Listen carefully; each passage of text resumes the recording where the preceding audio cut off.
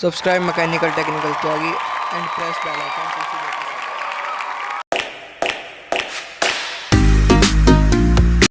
Welcome to my YouTube channel mechanical technical Tyagi. और दोस्तों ये वीडियो हमारे सोम की स्ट्रेंथ ऑफ मटेरियल।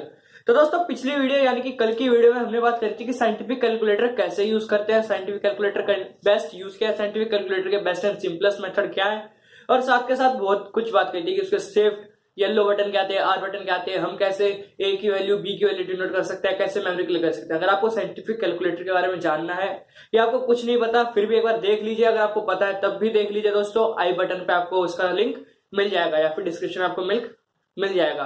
तो दोस्तों फिलहाल आज की वीडियो में बात करते हैं। आज की वीडियो में नया चैप्टर स्टार्ट करेंगे। कहने का मतलब है आज की वीडियो में हम अब तक 70% अपना स्वयं का टॉपिक कवर कर चुके हैं। जी दोस्तों 70%। आज की वीडियो में बात करेंगे जो मैंने कहा था कॉलम एंड स्ट्रट की, यानी कि दोस्तों हमारा चैप्टर है कॉलम एंड स्ट्रट की। कॉलम क्या होता है, स्ट्रट क्या होता है, उसमें हम बहुत सारी चीजें जानेंगे।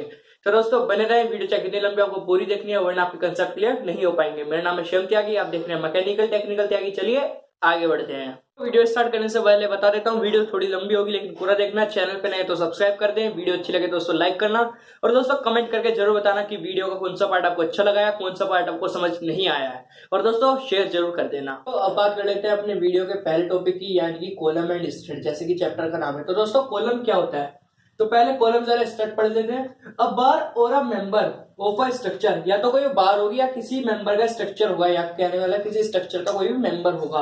स्ट्रक्चर यानी कि कोई भी ऐसी चीज जो मशीन नहीं होती।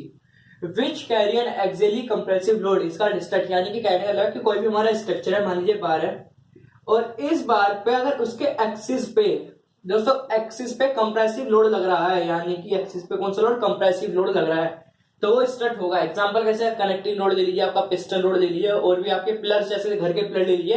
तो आपके घर के पिलर ऐसे दोस्तों, तो इनके ऊपर दोस्तों आपकी छत है, तो इस पे दोस्तों कंप्रेसिव लोड लग रहा है। अगर पिलर क्या करते हैं एक्सिस पे भी कंप्रेसिव लोड लग रहा होगा तो वो भी स्ट्रट है। दोस्तों अब बात करते हैं अ स्ट्रट इंक्लाइन एट 90 डिग्री। दोस्तों इसको अंडरलाइन करें, 90 डिग्री टू द हॉरिजॉन्टल। कहने का मतलब है ये हमारा हॉरिजॉन्टल है, इसके 90 डिग्री पे अगर हमारा कोई स्ट्रट है तो वो यानी कि वर्टिकल स्ट्रट, क्योंकि दोस्तों ये हमारा हॉरिजॉन्टल पे 90 डिग्री, तो कुछ ऐसे दिखेगा, यानी कि वो वर्टिकल है, उसकी position is known as column. कह रहे का मतलब है कि स्ट्रट हर चीज होती है जिसके एक्सिस पे कंप्रेसिव लोड लगे। यदि वो स्ट्रट 90 डिग्री पे हो हॉरिजॉन्टल से, ये कहने का मतलब कि अगर वो वर्टिकल है, वर्टिकल स्ट्रट है, तो वो क्या होगा, कॉलम। तो दोस्तों अब बात करते हैं फेलियर ऑफ अ कॉलम। किसी भी कॉलम के फेलियर कैसे होते हैं, तो दोस्तों तीन चीज पे होते हैं। पहला डायरेक्ट कंप्रेसिव लोड, दूसरा है बकलिंग स्ट्रेस, और तीसरा है दोस्तों combination of direct compressive load and buckling stress. दोस्तों क्या है ये अभी बता देता हूँ। डायरेक्ट कंप्रेसिव स्ट्रेस है, कहने का मतलब कि हमारे एक बार है, इस बार पे अगर हम डायरेक्ट कंप्रेसिव लोड लगाएं तो एक पॉइंट ऐसा आएगा कि इस पर कंप्रेसिव लोड लग रहा है, इसके अंदर के जो पार्टिकल्स है वो अंदर अंदर अंदर अंदर मतलब डिफॉर्मेशन हो रहा है, उनकी पार्टिकल्स के मूवमेंट्स में, उनकी पार्टिकल्स की एक्सिस पे डिफॉर्मेशन हो रहा है। तो डिफॉर्मेशन उनके ऐसे होगा कि वो सारे पार्टिकल्स एक साथ बॉन्ड बना लेंगे अच्छी तरह, लेकिन उसके बाद भी जब लगातार हमारा कंप्रेसिव बढ़ता रहेगा तो वो टूट जाएंगे। तो क्या होगा दोस्तों, पी बाई ए की वजह से, यानी कि फोर्स अपॉन एरिया दोस्तों स्ट्रेस, तो डायरेक्ट कंप्रेसिव स्ट्रेस की वजह से टूट जाएंगे। तो क्या डायरेक्ट कंप्रेसिव। बकलिंग है दोस्तों, बकलिंग स्ट्रेस में कभी भी कंप्रेशन की वजह से नहीं टूटेंगे। नोट डाउन कि कंप्रेशन नहीं होगा। तो कैसे वो टूटेंगे दोस्तों, कैसे वो फेलियर होंगे। फेलियर का मतलब दोस्तों टूटना नहीं होता, फेलियर का मतलब होता है कि जहां हमारा काम पूरी तरह से सक्सेस नहीं हो पाया। फॉर एग्जाम्पल मैंने एक पेन बनाया और वो पेन चल नहीं रहा है, मतलब जो पेन की जो बॉल पेन है उसकी जो इंक है वो चल नहीं रही है, तो फेलियर है। मैंने एक मशीन बनाई, जो मशीन अपना काम ढंग से नहीं कर रही है, वो फेलियर है। एक बिल्डिंग बनाई, एक पुल बनाया दोस्तों, एक पुल बनाया, जो पुल यहाँ पे खड़ा नहीं हो पा रहा है, इस पे जो इतना लोड नहीं ले पा रहा है, तो फेलियर है। तो फेलियर वो है जो अपना काम नहीं कर पाएगा, जो सक्सेस नहीं हो पाएगा अपने काम में, वो फेलियर है। फेलियर मतलब टूटना नहीं होता दोस्तों, अपना सक्सेस पे काम ना हो पाना।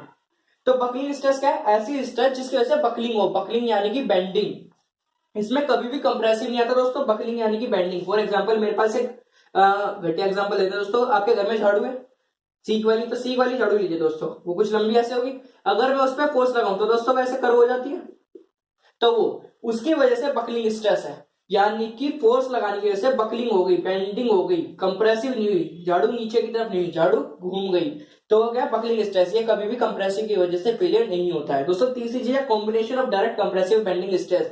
तो ये दोनों का कॉम्बिनेशन है। इसका कोई एग्जांपल है दोस्तों तो मुझे कमेंट करके आप जरूर बताना। तो दोस्तों अब बात करते हैं स्लेंडरनेस रेशियो की। दोस्तों बहुत इंपॉर्टेंट टॉपिक है स्लेंडरनेस रेशियो। तो अब बात कर लेते हैं स्लेंडरनेस रेशियो की। दोस्तों बहुत इंपॉर्टेंट टॉपिक है ये। क्या एक रेशियो है, इसे नाम से पता चल रहा है किस चीज का, the ratio of length of a column, किसी भी कॉलम की लेंथ का to the least radius of gyration, यानी कि उसकी कम से कम रेडियस ऑफ जायरेशन का। तो किसका रेशियो दोस्तों, length of column to the minimum radius of gyration, L upon के। दोस्तों के मैंने आपको बता रखा है, के क्या है, अंडर रूट आई ओवर ए। दोस्तों आपको पहली वीडियो में बता रखा था, बाकी सारी वीडियो में बता रखा है, फिर बता देता हूँ। रेडियस ऑफ जायरेशन एक रेशियो है किसका, under root moment of inertia about area, के किसका बराबर है, under root I over A. तो दोस्तों क्या कहता है, the slenderness ratio has no unit, इसकी कोई भी यूनिट नहीं है।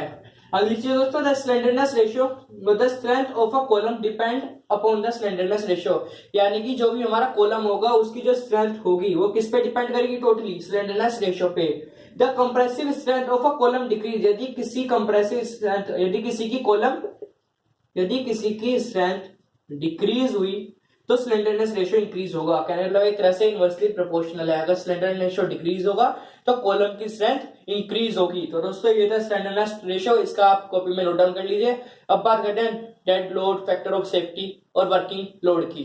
तो दोस्तों अब बात कर लेते हैं अपने बकलिंग लोड की। दोस्तों बकलिंग लोड क्या कहता है, the maximum axial compressive load which a column can take without rupture, यानी कि ऐसा मैक्सिमम लोड, कैसे दोस्तों, भी एक्सियली कंप्रेसिव, कैसे दोस्तों, axially compressive maximum load which can a column take care या कैन टेक विदाउट रप्चर। कहने का मतलब कि ऐसा मैक्सिमम कंप्रेसिव लोड जिसे हमारा कॉलम ले सकता है बिना टूटे, उसे कहते हैं बकलिंग लोड। और it is also called crippling load और क्रिटिकल लोड। इसे हमेशा क्लिपिंग या क्रिटिकल लोड भी कहते हैं। दोस्तों क्रिटिकल समझ जाइए, मतलब एक ही सिचुएशन होती है, तो हाँ या ना। फॉर एग्जाम्पल आपने सुना होगा इसकी क्रिटिकल कंडीशन है, कोई पेशेंट है उसकी क्रिटिकल कंडीशन है, कहने का मतलब या तो वो जिंदा बचेगा या ऊपर जाएगा। इसी तरह से बकलिंग क्रिटिकल लोड, यानी कि ऐसा लोड जो क्रिटिकल है, यानी कि वो सेफ है या खत्म उस लोड पे। तो दोस्तों सेफ लोड क्या होता है, it is the working load, या ऐसा वर्किंग लोड है टू विच अ कॉलम में बी सब्जेक्टेड सेफली, जिसपे हमारा कॉलम हम काम कर सकते हैं मतलब सेफली, बिल्कुल सेफ। अगर हम उस कॉलम को किसी कंस्ट्रक्शन में काम लगाएं तो हम सेफली काम कर सकते हैं, तो होता है हमारा सेफ लोड।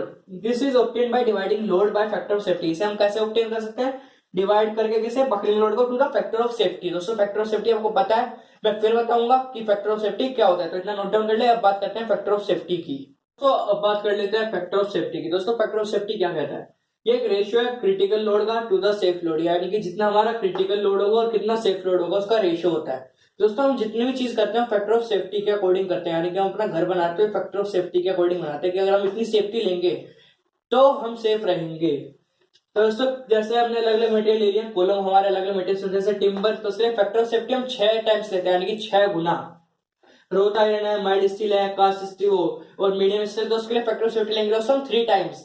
और कास्ट आयरन के लिए दोस्तों हम फैक्टर ऑफ सेफ्टी लेते हैं 5, यानी कि 5 टाइम्स। अब दोस्तों बात कर लेते हैं बकलिंग फैक्टर की। बकलिंग फैक्टर क्या है दोस्तों, ये एक रेशियो है किस चीज का, between equivalent length of a column to the minimum radius of gyration. दोस्तों ये दो डेफिनेशन, दो नंबर में डेफिनेशन आ जाती है और कुछ नहीं है, इसे आप इतना नोट डाउन कर लीजिए। अब बात करते हैं दोस्तों कितने टाइप्स के कॉलम होते हैं, यानी कि वो टाइप्स ऑफ कॉलम या फिर क्लासिफिकेशन ऑफ कॉलम। दोस्तों अब बात कर लेते हैं अपने अगले टॉपिक यानी कि क्लासिफिकेशन ऑफ कॉलम की। कॉलम को कैसे हम क्लासिफाई कर सकते हैं या कितने टाइप्स के कॉलम होते हैं। तो दोस्तों 3 तरह के कॉलम होते हैं, शॉर्ट कॉलम, इंटरमीडिएट कॉलम और लॉन्ग कॉलम। दोस्तों इंटरमीडिएट को आप मीडियम कॉलम भी कह सकते हैं। अब बात करते हैं तो शॉर्ट कॉलम क्या होते हैं, तो the column which have length less than 8 times their dia, यानी कि ऐसे कॉलम जिनमें उनकी लेंथ 8 गुना कम हो उनके डाया से, उन्हें कहते हैं शॉर्ट कॉलम। मतलब अगर किसी कॉलम का डाया 16 है तो उसके 8 टाइम्स उसकी लेंथ हो, यानी कि 2। And the slenderness ratio less than 32 times, और जो स्लेंडरनेस रेशियो है वो 32 टाइम्स कम हो, उसे कहते हैं शॉर्ट कॉलम्स। इस शॉर्ट कॉलम में दोस्तों बकलिंग हो ही नहीं सकती। आप खुद सोचिए, शॉर्ट कॉलम है, इतना कॉलम है, उसमें कहां से बकलिंग हो जाएगी। मान लीजिए कॉलम है, अब इसमें कहां से बकलिंग हो जाएगी, इसमें सीधा सिर्फ कंप्रेसिव फोर्स लगती है, इसमें बकलिंग नहीं हो सकती। बकलिंग यानी कि बेंडिंग, तो इसमें बेंडिंग नहीं होती है, वही लिखा है in short column buckling is negligible, यानी कि बकलिंग नहीं हो सकती, बेंडिंग नहीं हो सकती। हिंस यानी कि short column fail only by direct compressive stress, ये सिर्फ फेल होंगे डायरेक्ट कंप्रेसिव स्ट्रेस से। अगला चीज दोस्तों इंटरमीडिएट कॉलम, इसे मीडियम कॉलम भी कहते हैं। क्या कहते हैं दोस्तों, मीडियम कॉलम। क्या करें दोस्तों, द कॉलम विच लेंथ, जिसकी लेंथ वेरी करे 38 to 30 टाइम्स देयर डाया, यानी कि उसकी लेंथ 8 से 30 गुना हो सकते हैं उनके डाया से, and slenderness ratio lie between 30 to 120, यानी कि स्लेंडरनेस रेशियो 32 से 120 के बीच में लाई करे, तो उसे कहेंगे हम इंटरमीडिएट या फिर मीडियम कॉलम। इस कॉलम को तब डिजाइन किया जाता है तो इसको बकलिंग और डायरेक्ट कंप्रेसिव स्ट्रेस का ध्यान रखते हुए डिजाइन किया जाता है। वो लिखा है in short in such column, इस तरह के कॉलम में buckling as well as direct stress are consider while designing. Third है दोस्तों हमारा लॉन्ग कॉलम। लॉन्ग कॉलम कौन से होते हैं, ऐसे कॉलम जिनकी लेंथ 120 टाइम 30 टाइम्स ज्यादा हो उनके डाया से, कितनी 30 टाइम ज्यादा उनके डाया से, और स्लेंडरनेस रेशियो मोर देन 120, और स्लेंडरनेस रेशियो 120 टाइम्स 120 हो या उससे ज्यादा, तो उसे कहेंगे दोस्तों लॉन्ग कॉलम। दोस्तों लॉन्ग कॉलम का एग्जांपल आपके घर में भी है, आप खुद सोचिए। फॉर एग्जांपल आपके पास झाड़ू है सीक वाली, तो उसका डाया कितना होता होगा दोस्तों, मुश्किल से 2 mm 3 mm दोस्तों, मान लीजिए सारा 5 mm, और उसकी लेंथ दोस्तों उसके 30 टाइम्स यानी कि 150 mm, इससे ज्यादा ही होती है, तो वो लॉन्ग कॉलम है एक तरह से। हाँ या ना डिस्क्रिप्शन में दोस्तों इसका आंसर दे देना। तो दोस्तों ये थे classification of column, short column, medium column या फिर इंटरमीडिएट कॉलम, और थर्ड है हमारा लॉन्ग कॉलम। अब बात करते हैं कि एंड कंडीशन ऑफ कॉलम, यानी कि जो हमारा कॉलम है उसकी एंड की कंडीशन कैसी कैसी हो सकती है, या तो फिक्स होगी या एक तरफ से फिक्स होगी, दोनों तरफ से हिंज होगी, ऐसे कुछ। तो अपनी हेड में डाल लीजिए and condition of a column. तो अब बात कर लेते हैं अपने, यानी कि एंड कंडीशन ऑफ कॉलम, यानी कि हमारे कॉलम पे अगर एंड की कंडीशन लगाई जाए तो कितने टाइप्स की होंगी। तो दोस्तों 4 कंडीशन लगाई जा सकती है। पहला कि दोनों हम हिंज कर दें, हिंज का मतलब पिन कर दें, तो दोस्तों ये उसकी लेंथ है एल, ये क्या है एक्चुअल लेंथ, स्मॉल लेंथ। दोस्तों दूसरी कंडीशन है कि अगर हम एक एंड फिक्स कर दें दूसरी हिंज कर दें। तीसरी है कि दोनों फिक्स कर दे, और चौथे है अगर एक फिक्स कर दे और दूसरी हिंज कर दे। पहला क्या है दोनों हिंज, दूसरे में क्या है एक फिक्स दूसरी हिंज, तीसरे में क्या है दोनों फिक्स, और फोर्थ में क्या है एक फिक्स और दूसरा एंड हिंज। तो दोस्तों क्या इसकी कंडीशन बैठेगी, तो दोस्तों जरा एक आप पूरा नोट डाउन कर लीजिए। दोस्तों ये सवाल बिल्कुल नहीं पूछा जाता है, सवाल क्या पूछा जाता है वो मैं आपको बता देता हूँ। ये तो सिर्फ आपके नोट डाउन करने के लिए था कि क्या क्या एंड कंडीशन होती है। क्वेश्चन पूछा जाता है what is the equivalent length of a column, क्या पूछा जाता है दोस्तों इक्विवेलेंट लेंथ। तो आप हेडिंग डाल लीजिए इक्विवेलेंट लेंथ। इसी डायग्राम को दोबारा से बना के अब मैं बताता हूँ इक्विवेलेंट लेंथ होती क्या है, यही बता देता हूँ दोस्तों। इक्विवेलेंट लेंथ वो लेंथ होती है कि एंड कंडीशन के कॉलम के हिसाब से, यानी कि किसी कॉलम की एंड कंडीशन के हिसाब से उसकी लेंथ कितनी बदलेगी। फॉर एग्जाम्पल मेरे पास ये मार्कर लिया जिसकी लेंथ मान लीजिए 5 mm है। अब 5 mm में मैं इसको एक साइड से कर देता हूं फिक्स और दूसरी साइड से कर देता हूं फ्री। जैसे लिखा है एक साइड से मैंने कर दिया फिक्स और दूसरी साइड से दोस्तों मैं इसे कर दूंगा फ्री। दूसरी साइड से क्या कर दिया दोस्तों मैं इसे फ्री। तो इसकी लेंथ क्या होगी आप खुद सोचिए दोस्तों। आपका मार्कर ऐसे रखा है, अब मैंने इस साइड से फिक्स है, इस साइड से फिक्स है, साइड से फ्री। तो देखिए दोस्तों इसकी लेंथ इतनी नहीं होगी, यानी कि इसकी लेंथ 2 टाइम्स हो जाती है, 2 टाइम्स। तो ये होती है इक्विवेलेंट लेंथ, यानी कि कॉलम की एंड कंडीशन के अकॉर्डिंग उसकी लेंथ में क्या चेंज होगा। तो अब हेडिंग डाल दीजिए, ये डायग्राम बनाइए सेम टू सेम ऐसी रखिए। एल है हमारा, मैं लिख देता हूं एल है हमारा एक्चुअल लेंथ, और दोस्तों ये वाला एल होगा हमारा इक्विवेलेंट लेंथ का, इक्विवेलेंट लेंथ का। तो दोस्तों हेडिंग डाल दीजिए equivalent length of a column, और ये डायग्राम बनाइए, ये 4 पॉइंट लिखिए। आप बताते हैं कि इक्विवेलेंट लेंथ क्या होगी, तब ऐसी कंडीशन होगी। तो अब बात कर लेते हैं अपने टॉपिक की, यानी कि इक्विवेलेंट लेंथ क्या होगी कॉलम की। तो दोस्तों ये जो रेड मार्कर से आपको शो की गई है इक्विवेलेंट लेंथ, कहने का मतलब है कि जब दोनों एंड लेंथ कुछ ऐसे घूम गई कर्व में लेकिन लंबाई बराबर रही, तो L बराबर L, यानी कि एक्चुअल लेंथ के बराबर रही इक्विवेलेंट लेंथ। सेकंड कंडीशन क्या है दोस्तों, बोथ एंड फिक्स, यानी कि दोनों एंड फिक्स है। जब मैंने इस पे फोर्स लगाया तो यहाँ से फिक्स है, यहाँ से फिक्स है, यहाँ से कुछ असर नहीं पड़ा, लेकिन बीच से कुछ असर पड़ा कि हमारी लेंथ कुछ इतनी बाहर निकल गई कर्व में पैराबोला बनके। तो क्या हुआ L/2, यानी कि आधी, जो हमारी इक्विवेलेंट लेंथ आई वो एक्चुअल लेंथ की आधी आई। दोस्तों थर्ड है one and fix and other free, कि पहला एंड हमारा फिक्स है और दूसरा फ्री है, तो हमने इस पे लोड लगाया तो ये 2 टाइम्स हो गई, यानी कि लेंथ नीचे की तरफ आ गई, मतलब L बराबर 2L। फोर्थ है दोस्तों हमारा कि one and fix other and hinge, कि इधर से हमने इसको फिक्स करा, इधर से हमने करा इसे हिंज, और तब इधर फोर्स लगाया तो ये ऐसे कुछ कर्व बना और फिर सीधा हो गया, जो हमारा √2 है, यानी कि इक्विवेलेंट लेंथ आई हमारी एक्चुअल लेंथ के √2 के हिसाब से।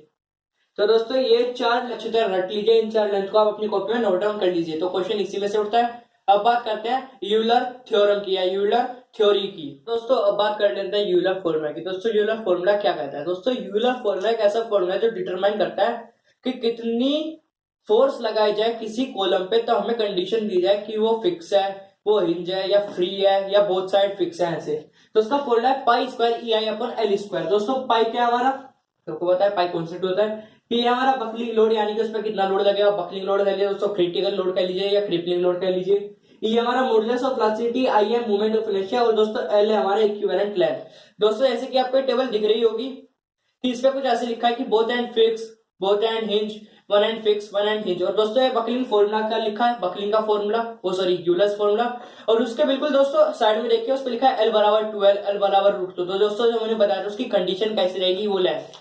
तो दोस्तों है क्या, क्वेश्चन आपको कुछ इस प्रकार आएगा कि एक लेंथ है कि एक कॉलम है जिसका बोथ एंड फिक्स है, फिर उसकी लंबाई दे दी जाएगी, एल कुछ इतना है, मूवमेंट ऑफ इनर्शिया कुछ इतना है, ई कुछ इतना है। अब बताओ उस पर लोड कितना लगेगा। तो आप देखेंगे बोथ एंड फिक्स यानी कि उसकी लंबाई कितनी है, तो आप देखेंगे लंबाई है L/2। तो उस पे यूलर्स फॉर्मूला वाला फॉर्मूला लगेगा, यानी उस पे pi square E I L square लगेगा, उस पे लगेगा 4 पाई स्क्वायर ई आई अपॉन एल स्क्वायर। तो दोस्तों ये फॉर्मूला लगा के हम उस पे लोड निकाल सकते हैं। तो इस तरह से हमारे यूलर फॉर्मूला काम आता है। तो आज की वीडियो बस इतना ही। अगर आपको वीडियो अच्छी लगी तो दोस्तों याद से लाइक कर देना, अपने दोस्तों का शेयर कर देना दोस्तों, और कमेंट करके जरूर बताना कि कौन सा पार्ट आपको समझ नहीं आया या आया, कौन सा पार्ट आपको सबसे अच्छा लगा। दोस्तों आज की हमारी ये पूरी यानी कि स्ट्रट एंड कॉलम चैप्टर खत्म होता है, पूरी इसकी थ्योरी कंप्लीट होती है। अगली वीडियो में बात करेंगे इसके न्यूमेरिकल्स की।